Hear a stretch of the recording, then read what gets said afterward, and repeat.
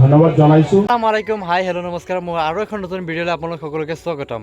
তো আজি মই স্কুটি লৈ এখন খেল চাবলৈ গৈ আছোঁ। খেল মানে ফুটবল খেল। আজি ফাইনেল খেল। ওচৰত থকা আন এখন গাঁও, যোনটো গাঁও পুংপানী বুলি কয়, পুংপানী এখন ফুটবল প্ৰতিযোগিতা পতা হৈছে আৰু তালৈ আমি গৈ আছোঁ আৰু ফুটবল প্ৰতিযোগিতাৰ সম্পূৰ্ণ দৃশ্যখিনি আপোনালোকে দেখুৱাম। তো ভিডিঅ'টো স্কিপ নকৰাকৈ লাষ্টলৈকে চাই থাকিব আৰু আপোনালোকে কিবা দেখিব পাব। তো বোলে ভিডিঅ'টো এতিয়া আৰম্ভ কৰোঁ।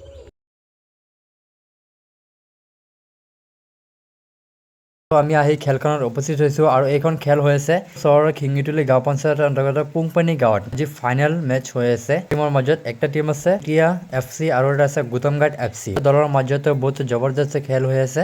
আপোনালোকে দেখাব পাৰি আছো ফুটবল খেলৰ সম্পূৰ্ণ দৃশ্যখিনি। যোনটো ৰঙা জাৰ্চি পিন্ধি আছে সেইটো চতিয়া FC আৰু যোনটো বগা জাৰ্চি পিন্ধি আছে সেইটো গুদামঘাট FC। আমি আহোঁতে দেৰি হৈ গৈছে, আধা খেল গুচি গ'ল। গুদামঘাট FC এক গ'লতে আগবাঢ়ি আছে। এই ফুটবল খেল 1946 চনতে আৰম্ভ হৈছিল এইখন অসমত, যদিও ইয়াৰ আগৰ পৰাই আমাৰ অসমখনত ফুটবল খেল চলি আছিল। ডিব্ৰুগড়, কোকৰাঝাৰ, ডিমা হাছাও, কাৰ্বি আংলং এইবিলাকৰ লগতে আমাৰ খিঙিটুলি গাঁও এতিয়া পিছ পৰি থকা নাই। আমাৰ খিঙিটুলি গাঁৱতো বছৰে বছৰে ফুটবল প্ৰতিযোগিতা পতা হয়। আৰু এইফালে আপোনালোকে দেখা পাইছে কিমান মানুহৰ ভিৰ দেখিবলৈ পোৱা গৈছে। বহুত মানুহ জমা হৈছে, হাজাৰ মানুহ ইয়াতে খেল চাবলৈ আহিছে। তো আজিৰ এই অন্তিমখন খেলত যোনসকলে জিকিব তেওঁসকলৰ নগদ 50,000 টকা দিয়া হ'ব আৰু যোনসকলে হাৰিব তেওঁসকলৰ নগদ 25,000 টকা দিয়া হ'ব। তো আপোনালোকে স্কিপ নকৰাকৈ ভিডিঅ'টো লাষ্টলৈকে চাই থাকিব আৰু আপোনালোকে গোটেই দৃশ্যখিনি চাব পাৰিব। আৰু যোনসকলে মোৰ ভিডিঅ'টো এইমাত্ৰ চাই আছে, মোৰ চেনেলটো ছাবস্ক্ৰাইব কৰি দিব।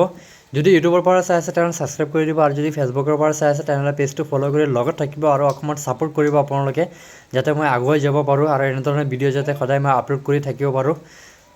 গতিকে আপোনালোকে লাষ্টলৈকে চাই থাকক, বহুত কিবা কিবি দেখিব পাৰিব।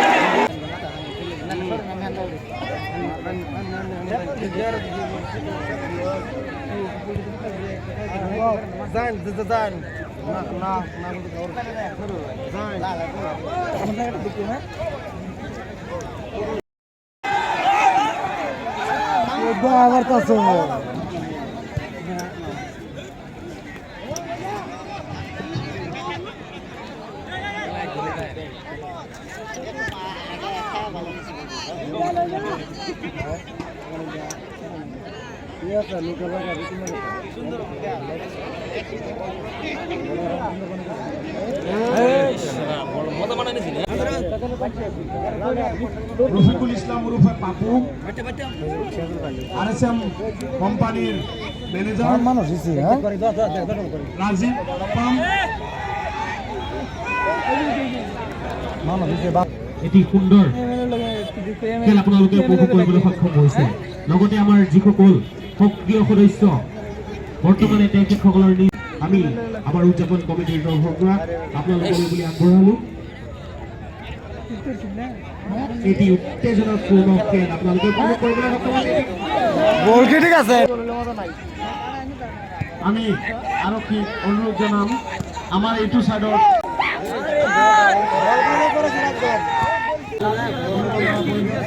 আৰু তুমি কি ক'বা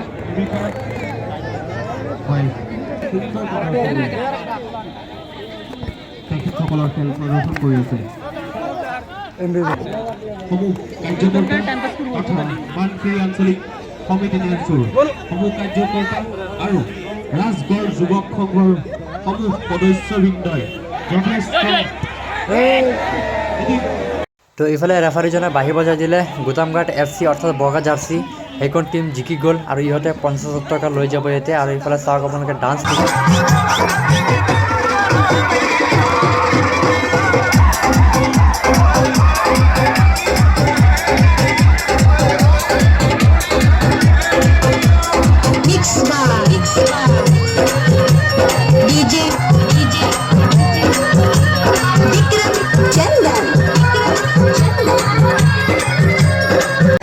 কি ফূৰ্তি চাওক, ইহঁতৰ জোচ চাওক।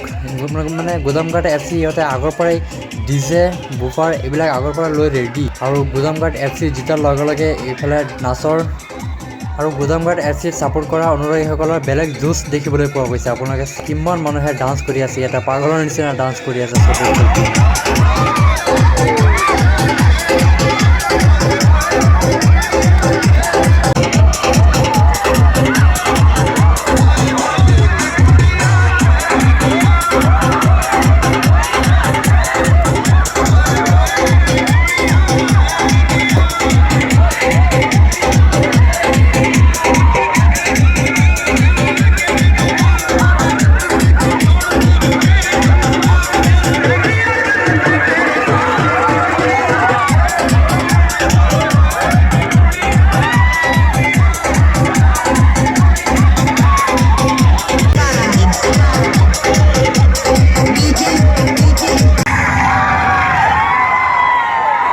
পৰ্যায়ৰ যি বঁটা বিতৰণ অনুষ্ঠান সভাপতিয়ে মোক যি দায়িত্ব দিলে তাৰ কাৰণে মই তেখেতসকললৈ ধন্যবাদ জনাইছোঁ। বহুত ধন্যবাদ জনাইছোঁ। আৰু এইফালে আপোনালোকে দেখা পাইছে ৰঙা জাৰ্চি পিন্ধি থকাসকল বহুত ইম'চনেল আছে, আৰু এইফালে আপোনালোকে দেখা পাইছে বগা জাৰ্চি পিন্ধি থকাসকল বহুত ফূৰ্তিত আছে।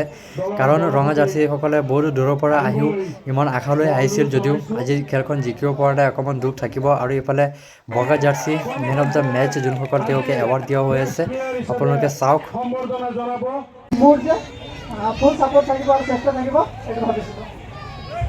তো ইয়ক আজি বেষ্ট প্লেয়াৰ হিচাপে মানা গৈছে গুদামঘাট FCৰ হৈ খেলাৰ বাবে। গতিকে বহুত ধন্যবাদ, যাতে এনেদৰে আগুৱাই যাওক আৰু ধুনীয়াকৈ খেলক। আৰু এইসকল হৈছে হাৰা পাৰ্টি, তেওঁসকলকে 25,000 টকা নগদে দিয়ে পুৰস্কৃত কৰা হ'ব। আমি তেওঁলোকে বঁটা গ্ৰহণ কৰিলে আমি ঘোষণা কৰিবলৈ ওলাইছে আজি এই খেলখনৰ যি বঁটা বিতৰণ অনুষ্ঠান।